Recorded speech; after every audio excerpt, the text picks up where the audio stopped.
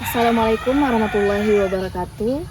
Selamat sore sahabat Dangau Inspirasi. Kembali bersama saya Salsabila Francisca dan Ibu Profesor Tuti Anggraini PhD, ahli pangan dari Universitas Andalas.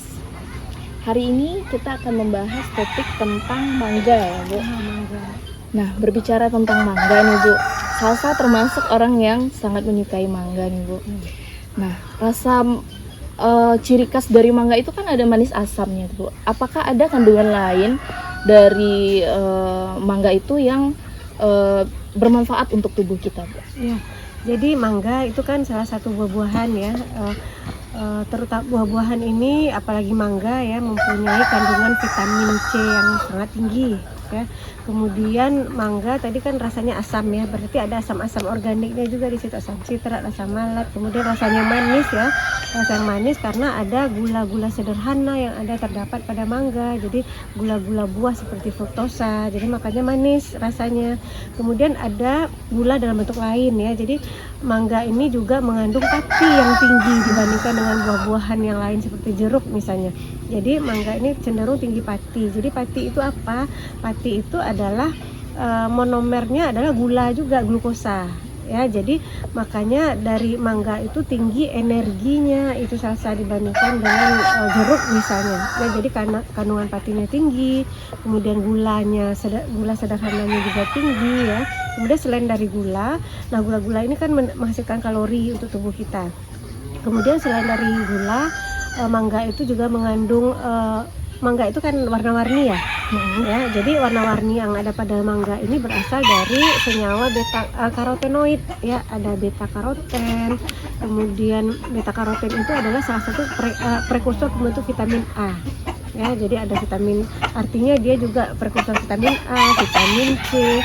Kemudian seratnya juga tinggi, dietary fibernya, jadi bagus untuk pencernaan. Kemudian juga mangga itu mengandung mineral-mineral Salsa.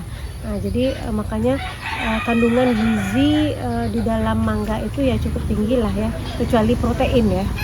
Jadi protein. Berarti kalau mangga ini dikonsumsi secara berlebihan, artinya pun itu tidak baik untuk tubuh ya Bu? Iya, tidak baik juga. Jadi karena ya salah satunya mungkin kita antisipasi pertama dari asamnya ya. Jadi mungkin ada beberapa orang yang tidak tahan asam ya, jadi mungkin memicu penyakit mah dan segala macam. Jadi mungkin sebaiknya makan mangga setelah makan berat terlebih dahulu, baru beberapa saat kemudian makan mangga gitu. Ya begitu yang harus diperhatikan ya. Atau misalnya kalau gulanya itu kan tinggi Salsa, jadi kita harus ya tidak boleh terlalu banyak lah, supaya gula itu kan menghasilkan energi ya. Jadi kalau energi kita kebanyakan kan akan menggemukkan juga, meskipun itu buah-buahan ya, karena mangga ini dengan pati yang tinggi.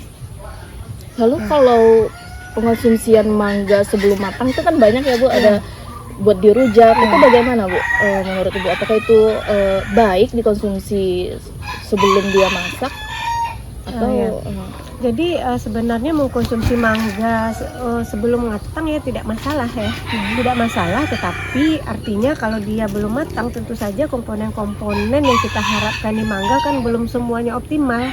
Jadi manisnya belum optimal, masih banyak asamnya, kemudian karotenoidnya belum muncul, belum disintesis dengan baik ya, paling masih dalam bentuk klorofilnya masih tinggi, kemudian karotenoidnya tentu rendah, asamnya tinggi, dan gula-gulanya tentu masih rendah ya.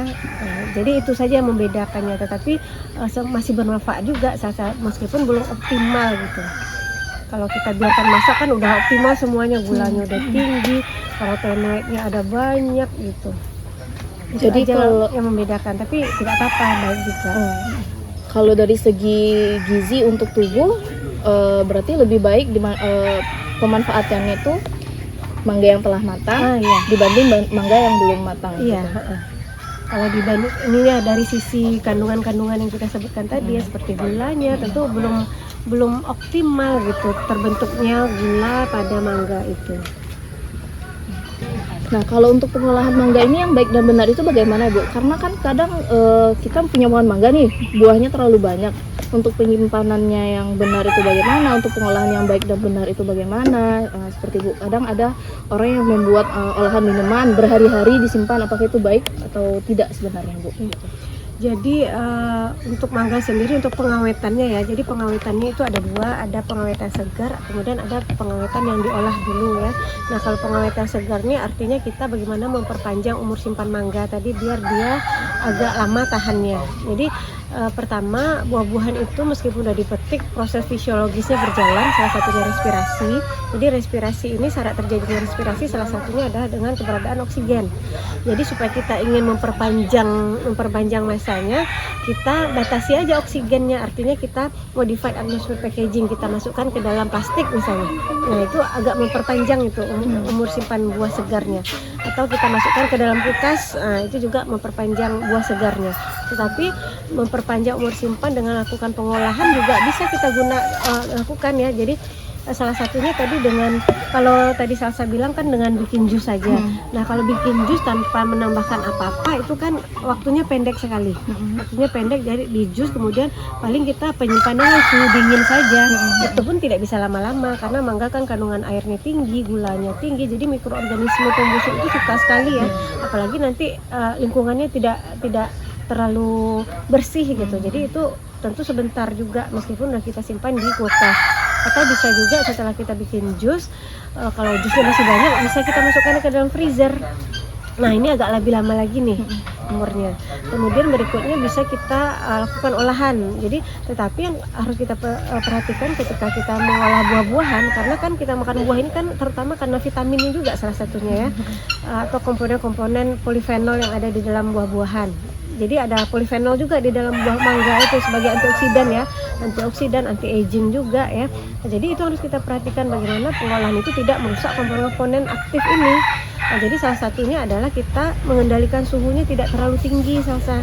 Jadi mungkin bisa dengan dikeringkan saja, dipotong kemudian dikeringkan ya. Kemudian bisa diasinkan. Asinan kan salah satu bentuk olahannya juga. Ya.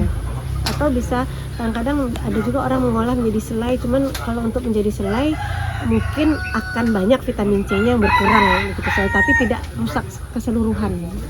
Tapi paling baik itu mungkin kalau untuk lakukan pengolahan dikeringkan saja, mungkin itu yang lebih agak bertahan komponen aktif yang ada pada mangga.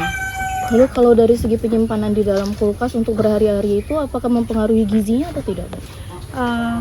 Harusnya, jadi kulkas itu kan kita menyimpan dengan suhu dingin. Tujuannya adalah untuk mempertahankan kualitas. Jadi meskipun ada perubahan, tapi kalau kita menyimpannya dalam keadaan segar, tentu aja ada keterbatasan Salsa. Jadi tidak bisa terlalu lama kita menyimpannya. Kalau terlalu lama pasti terjadi perubahan, vitaminnya juga berkurang dan lain-lain. Jadi penyimpanan mangga itu tetap bisa dilakukan secara baik dan benar dengan waktu yang tertentu ya Bu, agar tidak merusak kandungan dari mangganya. Baik, sekian diskusi singkat kita pada sore hari ini, semoga bermanfaat. Assalamualaikum warahmatullahi wabarakatuh.